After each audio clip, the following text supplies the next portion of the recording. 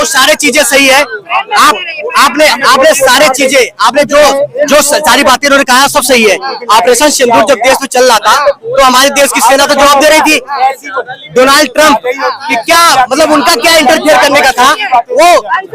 वो Donald Trump अगर हमारे देश की विदेश नीति इतनी मजबूत है तो आप ये बताओ, जब हमारा पाकिस्तान से युद्ध चल रहा था, पाकिस्तान हमारे सामने कभी भी टिक नहीं सकता है। वो हमारा मतलब कभी भी हमारी सेना जब चाहे तो हरा सकती है, कभी भी, ठीक है। लेकिन जब कोई भी देखो हमारी सेना पे हमें विश्वास है, पूरा विश्वास है। और देश विपक्ष के सारे नेताओं ने देश के प्रधानमंत्री का साथ दिया, रक्षा मंत्री को बोला कि आप जो भी हो जवाबी कार्रवाई दीजिए, हम साथ हैं देश के मामले में, हम सब एक है, ठीक है।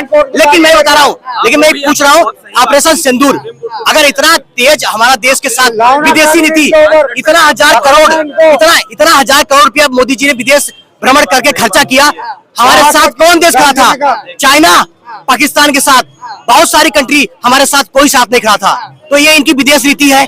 इसके बाद ट्रंप एक बार नहीं कई बार वो सोशल मीडिया सब प्लेटफॉर्म पे जाके बोले हैं कि हमने भारत का युद्ध रुकवाया है, सीज फायर हमने रुकवाया है। तो आप बताओ, ये हमारी देश की विदेश नीति है? अरे यार सुनो, तो आपने पहले नंबर पे आपने सवाल किया सेक्युलरिज्म को योगी जी ये कर रहे हैं, तो उस पर जवाब तो ले लेंगे आप। मतलब उसी का जवाब कह रहा हूँ। सेक्युलरिज्म हमारा कंट्री तो इंडिपेंडेंस के समय था ही नहीं है। सेक्युलरिज्म आया कब? ये तो 70s में आई है सेक्युलरिज्म की बात की है। तो सेक्युलरिज्म का कोई एजेंडा ही नहीं है। आप लेकिन आज तो है ना, आज क्यों है? आप उस चीज को हटा के सोचिए, इंडिपेंडेंस के समय नहीं थी, उसके बाद कांग्रेस के शासन, लेकिन उस समय वही एक बहुत बड़ा प्रोपेगेंडा था। मैं यही कहना चाह रहा हूँ। चलिए ठीक है। जो चीज मौजूद है उसे कैसे मना कर दोगे? फलाने टाइम आया, ढिमाके टाइम आया, वे प्यार से बात करनी नहीं आती, एक दूसरे पे कटास करेंगे, एक दूसरे को गाली देंगे। ये क्या मतलब है भाई?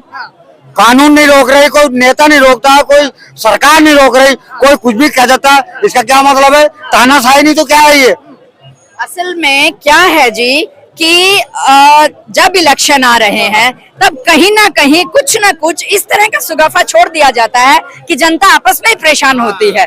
हमारे योगी साहब अभी यूपी में हमारे सीएम हैं, 8 साल हो गए उनके कार्यप्रणाली को, उसको एक आम जनता कैसे देखती है? क्योंकि योगी को मोदी जी की छवि भी देखा जा रहा है, तो कैसे देखती है एक आम जनता उनके कार्यकाल को? अगर काम करता तो बिहार में देख लीजिए क्या करा इन लोगों ने, 10,000 रुपए बांटा, ठीक है। तो अभी बिहार में जाके आदित्यनाथ क्या भाषण दिया था? अभी नफरत कैसे फैलाता है, बोला 3 बंदर। ऐसा भाषण होना चाहिए सीएम का?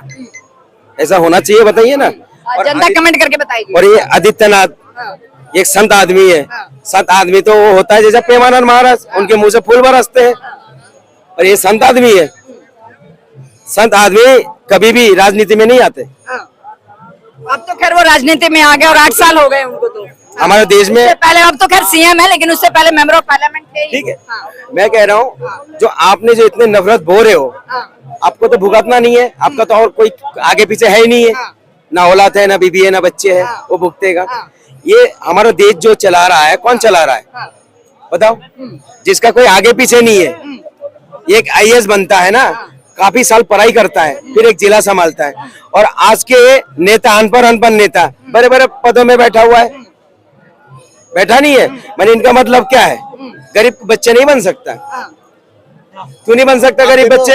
इनके बच्चे कहाँ पर पढ़ता है मैडम? यूरोप में, अमेरिका में, लंदन में, रशिया में, और वहां से वीडियो बना के फेसबुक में छोड़ते हैं, यूट्यूब में छोड़ते हैं। मैंने इनके बच्चे बाहर पढ़ रहा है, और गरीब के बच्चा उनको स्कॉलरशिप नहीं मिल सकता है। उससे तो केजरीवाल अच्छा था, कम से कम 28 बच्चे पोलैंड तो गया हुआ था पढ़ने के लिए। आपने तो एक बच्चे को भी नहीं भेज सकते हो। नहीं